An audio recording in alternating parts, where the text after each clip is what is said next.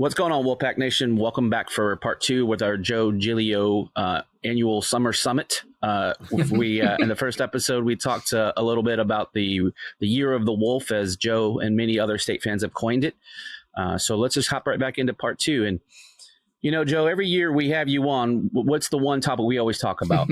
Conference realignment. So I saved it for part 2 on purpose. Normally we're talking about the teams trying to leave the conference, but this year we had 3 coming in. And so Monday was the start of the new All Coast Conference with Stanford, Cal, and SMU joining. And just kind of want to get your thoughts. Obviously, I've heard you guys speak about it on your pod, but, you know, for anyone that hasn't heard you speak on it, I would love to get those thoughts.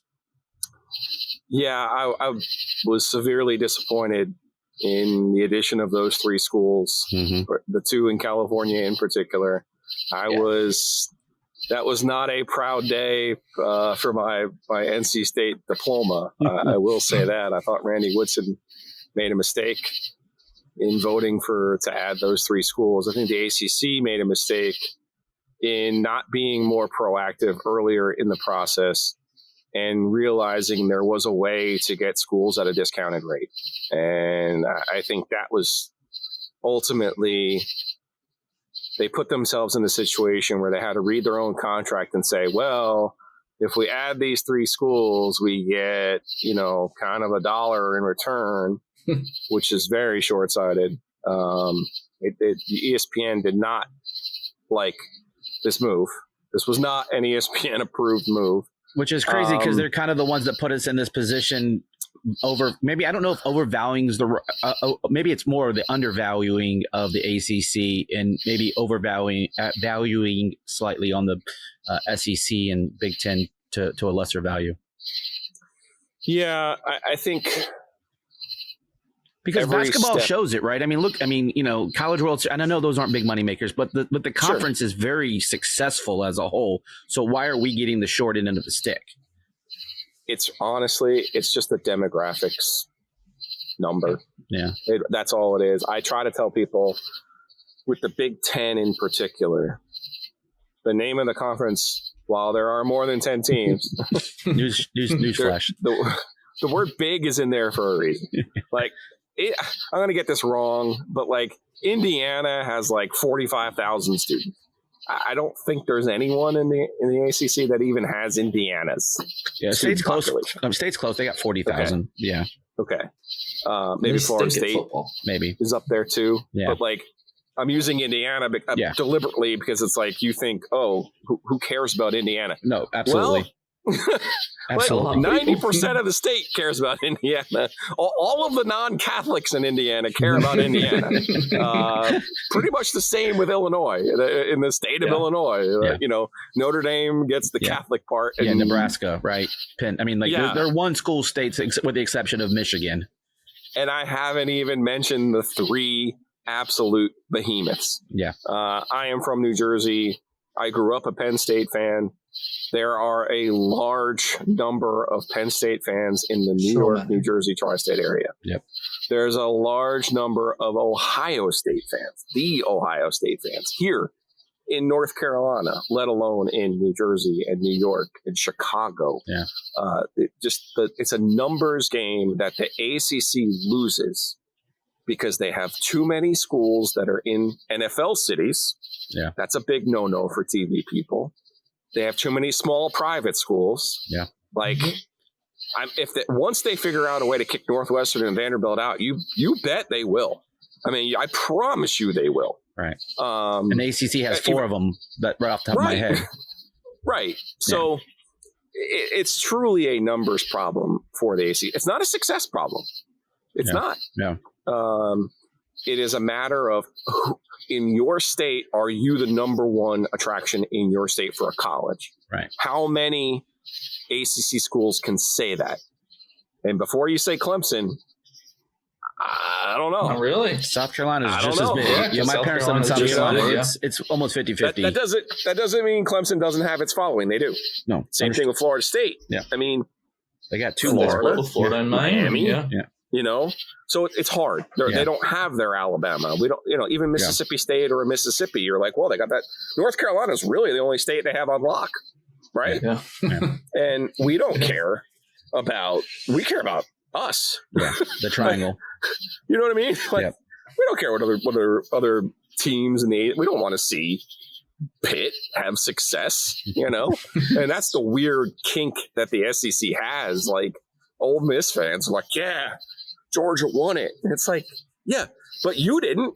You know, like, why are you celebrating? So the SEC has that part of it unlocked. The Big Ten obviously has a numbers game that they've won at, and it's difficult. Yeah. So I think for me, the ACC's problems go back to 01, 02 in really adding football brands and schools that didn't help. Now, we can argue about Virginia Tech and Miami and what they were supposed to be and what they were before they got here and what they have been here. And even Boston College to it's not even with Virginia Tech and Miami kind of underwhelming. I mean, Virginia Tech had success right away, but since then, it's the Boston College, Syracuse, Pitt, like those and guys. I'd even say Pitt, and then I just think it's a hard numbers game. There's a reason the ACC network was 8 years behind at least the Big Ten network and 6 years behind the SEC network. There's a reason. Yeah. And I don't put that on Jim Phillips. I do put this one on him, though. I felt like that he probably had the right idea. There was probably something to be worked out. He needed to be stronger with the Pac-12 or even the Big 12. It was the wrong schools. It was the right idea, wrong schools. Yeah, that alliance worked out real well for us. Right. Right. And he's very Pollyanna about college athletics and how it's supposed to work. And I can appreciate his passion for how he thinks the collegiate model is supposed to work. I do. Yeah. But he's the wrong guy at the wrong time for that ideal, to be that idealistic. Yeah. Of the three, who's your favorite? Oh, SMU. Yeah. I mean, it's an easy answer. Right? Yeah. I mean, and they were the SMU throwaway ticket to win the SEC. Right? I mean, yeah, they're getting some hype. In fact, I would argue they're getting more hype than NC State is, which is I find a little odd. Maybe it's just they're new. Yeah, I think they're the shiny new toy in the returning quarterback garage. Who's pretty good. Usually. And they've got a Clemson throwaway at coach. So I don't know, but so conversely, you keep hearing these teams are going to bolt. The one that everyone was expecting to happen was at midnight. Florida State was going to announce that they were leaving right before the welcoming of the new schools. Are you hearing any? I mean, that Granite Bright still seems pretty ironclad. I don't think, obviously there's some litigation going on between Florida State and the ACC and Clemson and the ACC. You seeing anything that's going to happen in any time soon? Like anything in the tea leaves? I still think the end game involves ESPN and involves how they want to rearrange the chairs. Pretty much. Because the ACC still has value to them. And I really wanted to see what happened to Texas and Oklahoma. Because that could almost become a cautionary tale. Mm-hmm. Like, be careful what you wish for. You think Oklahoma's going to be in the playoff anytime soon? I don't. Speaking of Clemson expats, I don't think they're going to be there anytime soon. Now, Texas, they might have the right guy. Texas might have figured it out. Yeah. I'm fascinated to see, only in the sense that I think Texas benefited last year from being in the Big 12 and not being in the SEC. Right. They beat Alabama straight up. That's how essentially they got in. Yeah, get that momentum. I'm going to be interested to see how they do each week in the SEC. Right. Not that they don't have talent. They're probably the most talented team in the country. It's just going to be, how do they handle it? And for me, under the old math of, hey, just sit tight and see what this access means, I would rather if I'm Florida State and Clemson, I would rather know that every year I'm going to be at least 10-2 and I'm going to be in a 12-team playoff. Yes. I would rather know that. I would rather know that every day than sit here and go, well, in the third or fourth year, when we have a quarterback start, like kind of like where State is now, you're thinking, well, in our third or fourth year, when all these guys are in the same class and blah, blah, blah, blah, blah, and Jupiter aligns over the blood moon on October 11th, you'll have a chance. And it's like, I don't want that, And I think Oregon's going to have a hard time in the Big Ten. I think Washington's going to have a hard time. Yeah. Obviously, they lost their coach. They lost a bunch of guys. I do actually feel bad for Washington. But I look at it and I go, I think the one thing that could have helped the ACC deter Florida State and Clemson was playoff access. And now, irony alert, Florida State not getting in is going to be what precipitates them to take their investment fund money and try to go play an independent schedule or whatever they think they're going to do. And I'll bring it back to baseball for a second. I don't know if you even know this, that Florida State doesn't even have a baseball grounds crew. And so we actually had a baseball game rained out. And I'm like, Are you spending all your money on lawyers trying to get out of the ACC and can't afford a grounds crew? Like, what are we doing here? You're supposed to be a prestige program. So you look bankrupt when you can't even put a damn grounds crew out there, but I digress. Michael, what do you got over there, my friend? It's Clemson and Florida State. Like, the argument for them not getting in last year, it's like, they don't have that problem anymore now with the expanded playoff. I know. If they win the ACC, they're guaranteed in now. So, not really question it, but I'm just like, it doesn't. I get it, the money, but as long as you can. So I'll take it, money or trophies, Joe. Right. That's essentially the question. Yeah. But I think what's happening is it's a scare tactic. Yeah. And I think it's real. I do think it's real. I do think you have Georgia. I do think you have Michigan. I think you have Alabama, certainly under Saban, Ohio State, Texas now, going to these, like the kid in Greensboro is the number one recruit in the country, right? Mm-hmm. Quarterback. Yeah. They're all going to him basically saying, okay, maybe you like State, but just so you know, and they're not, they're going to be playing like SMU and Stanford. Yeah. Right. You're almost like, hey, man, you're not going to get drafted if these are the things they tell people. Yeah, of course, for sure. I'm being serious. No, they tell them like, hey, man, like you're not going to make the playoff, especially after this Florida State thing. Oh, you want to go there? You want to go to just say an ACC school? You want to go there? Oh man, yeah. I mean, 90,000 versus 60,000. Yeah, you get all that. Yeah. And I think the old way that scare tactic did not work. Because Clemson was winning national titles. Florida State was routinely in the top three and winning 11, 12 games and winning, 3 titles. And now I think this new scare tactic is basically, I don't know about their NIL. Well, you might go there, but who else is going to go? That's where I think state football this year has a real chance to say, carve out your own little niche and say, listen, everything's changing around us. We get all that. But we're here to be a player. We're here to be competitive. And I think they do have a chance to do that this year. It could work both ways now. But I think they've put themselves in a position where you really say to people, we're serious about this and we can make a little bit of hay. And I think that's where Florida State had been, Clemson dragging its feet on NIL and the transfer portal. That's amazing. Mind-boggling. Yeah. It's mind-boggling. Yeah. And they're doing more damage to the ACC really than anybody else. Yeah. Honestly. So, Florida State did their job. They went out and got a kid from Albany, turned him into a first-round pick. That's insane. They go get a quarterback from Louisville. They get a running back from Oregon. They get a receiver from Penn State. Yeah. They did their thing. Yeah. Fully embraced. Yeah. So that to me is that's the real – almost like the Red Scare that's happening in college sports that, hey, now, if you're not in the SEC or Big Ten, you just have no chance. Yeah, which I think is just a horrible take. And it doesn't make any sense because you now have access. Like even SMU, I get it, them not taking any money. But if I'm SMU, I think I stay in the American and go win the championship if you can. Right, be the highest ranked power or group of 5 to make the tournament. Yeah, I agree with that statement. At least for a couple of years, right? Then when you start to see the ACC crumble, then you strike, because then you can get the best deal for yourself. I think, to your point, they undersold their value. Where do you have State, if you had to give a mock ranking of the football, like who are your contenders, pretenders, like where would you have State? Because a lot of early talk is State is just outside that group of 3, maybe 4.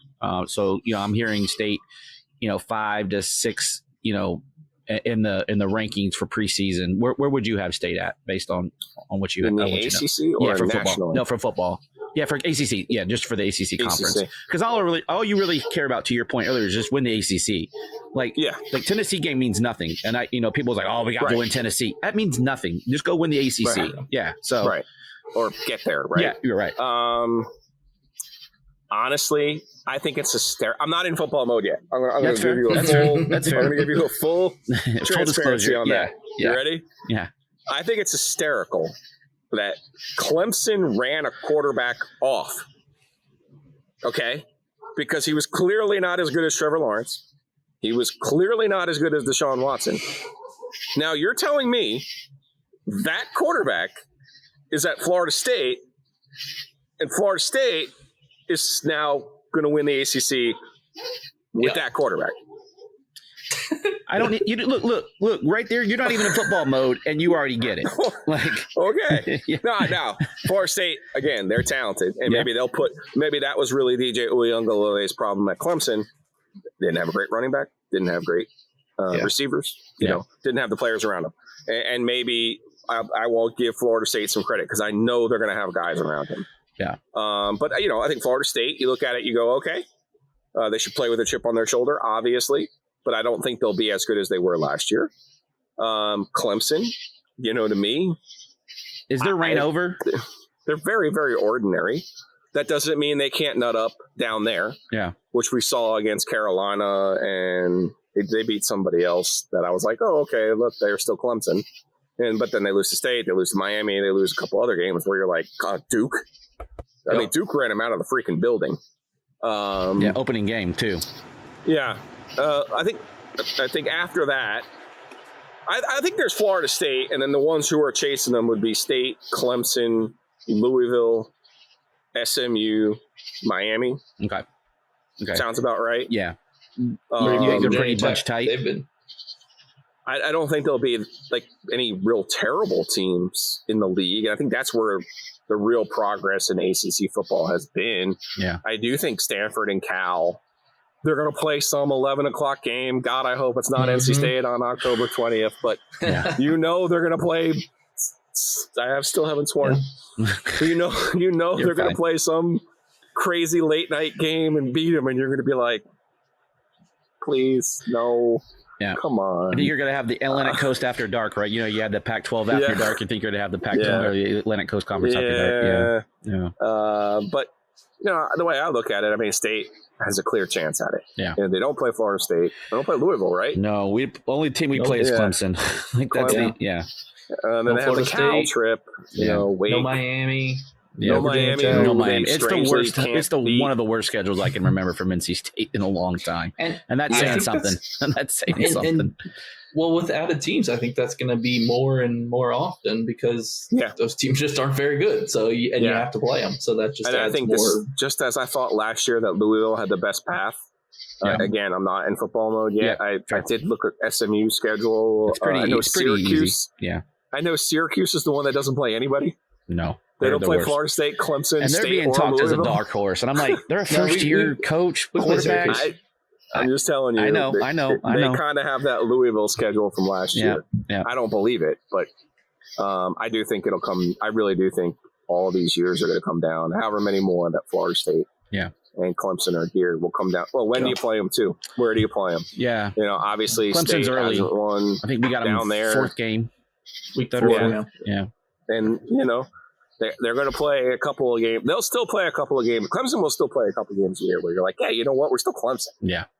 Before we continue, we want to take a quick second to tell you about our sponsor, Flightland's Jessup Insurance Group, that has your whole world covered, with agents in 5 offices throughout eastern North Carolina to help you decide how much coverage you need, offering policies for home and auto, recreational vehicles, commercial, crop, health, life, and employee benefits. They are able to combine options to find a comprehensive solution that works for you. Flatlands Jessup protects the things you love so you can spend less time worrying and more time enjoying them. Find them on Facebook and Instagram at Flatlands Jessup. You can also visit their webpage at www.flatlandsjessup.com. So please make sure to go and check them out.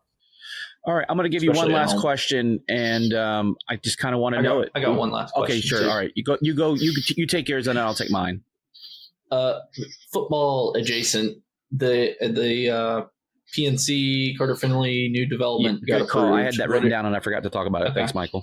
What are your thoughts on that? And the bigger question is, how does it affect NC State's tailgating? And before you answer that, answer it how Steve Young would answer it, because I know you guys have had him on before about this topic. We already know Steve's answer. I'm going to answer this by saying, I think you did you guys both go to Notre Dame? Yes, I've been to Notre Dame. Yes, I have not. I liked Notre Dame's setup. I did too. And for those who haven't been to Notre Dame, obviously this stadium is on campus, in the middle of campus. They have parking around it. Mm-hmm. And then across the street from the immediate parking, they have a hotel. They have some restaurants. They have some bars. They have some sandwich places. It's not overly developed, but it's enough that I think what people need to square.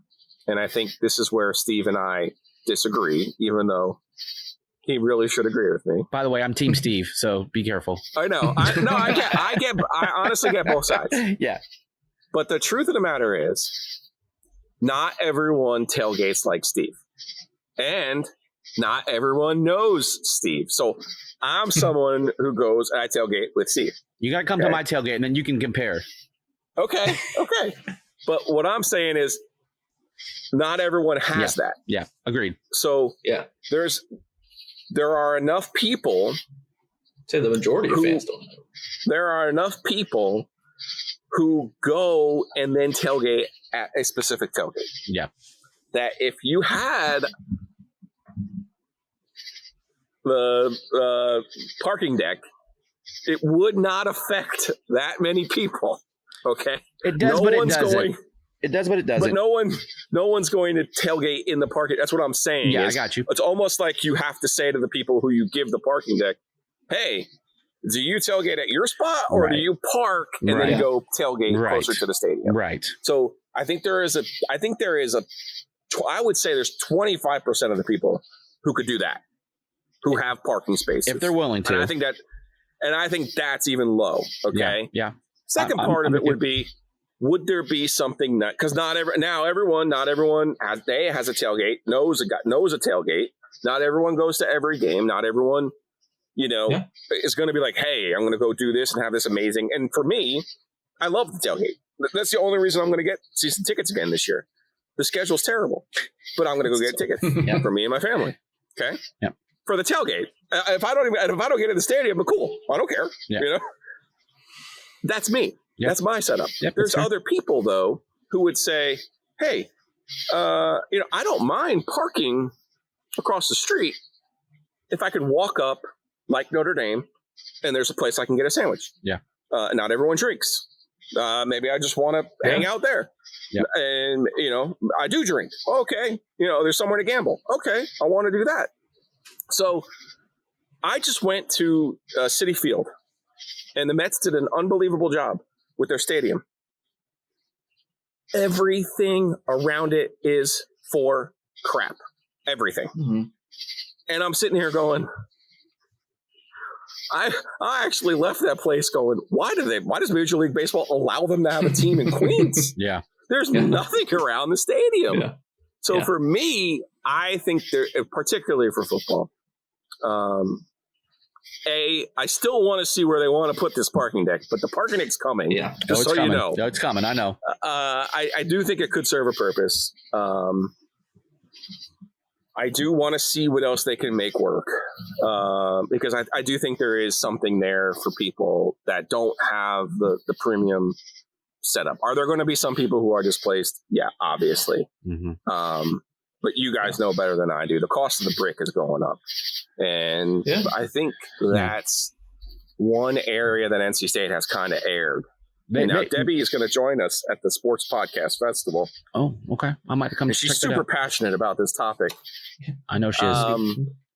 But the truth of the matter is, they probably should have been charging more for those parking spots. It's been undervalued for the last couple of years. We've been spoiled by a lot of things.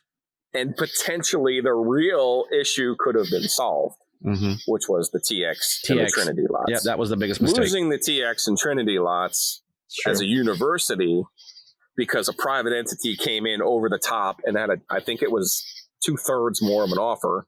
I don't blame the family that sold it to them. No. But the university should have stepped in long before and made sure of that. Now, obviously, you can't go back. So I would like to see, after going to Citi Field as like a complete, I didn't know anybody, right? Yeah. So I'm going. I would like to see more options. And it might, know what? It might not be for football games either. It might be for hoops. It might be for hockey. And that concert venue. Part of that you kind of gotta, and part of that you kind of have to. That's part of the compromise, you know. Yeah. But I would love to see. I still want to see. When I walk around there, and I'm thinking now of the Stadium Series hockey game. We were stuck in traffic. You're around the stadium, and you're sitting there going, well, there's all kinds of like empty spots, trees and areas. Like, you want to put a parking deck over here? Fine. Right. It's not going to hurt anybody, you know? So I still want to see the kind of strategy of how it works and how they're going to get it done. I'm okay. That's what I want to see. I'm okay as long as the parking deck isn't right, like literally next to PNC, right? I think that's like a horrible. No. Yeah, I think it needs to be like out a little ways. And I don't think it will be. Yeah. I have some confidence in Philip Isley and the Centennial Authority that they're going to get this thing done the right way.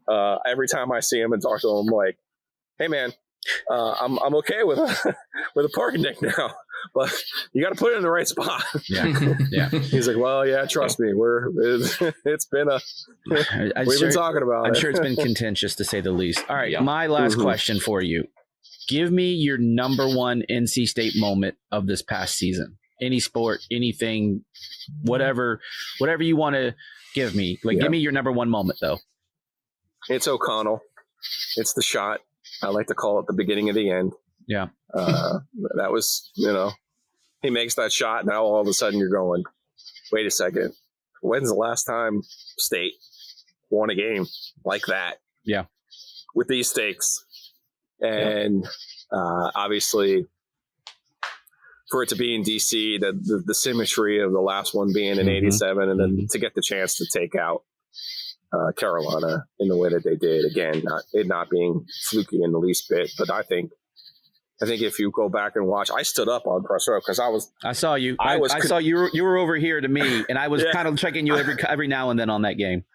I was convinced they were. I mean, old thoughts now, right? Yeah. I was convinced, he didn't get it off. I was looking, they're going to call it travel.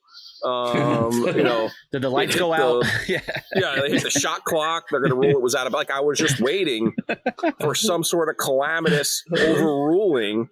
So when I stood up, I was just kind of like, that it was really in disbelief. Like, did that just went in and it's going to count?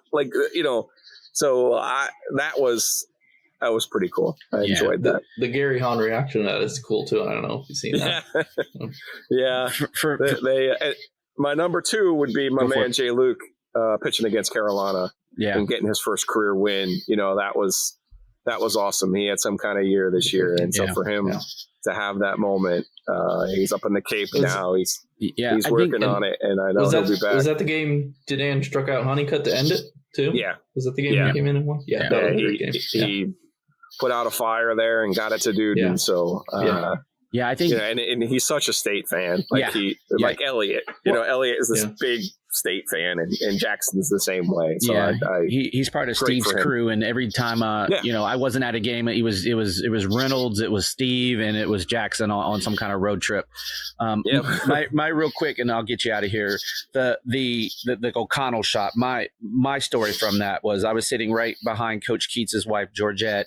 And Okay. and then right behind my left shoulder was DJ Burns's. I mean, not DJ Burns. I'm sorry, DJ Horn's dad. And as soon as the shot went in, I turned to DJ Horn's dad, Lamar, and go, "Hey, man, go ahead and put our name on that trophy. It's a wrap." And he will tell you, I said that exact thing to me. I said, "That's a wrap. It's done. Destiny." And I told him too, shit's done. I literally said those words, and I say, "That's a wrap, bro.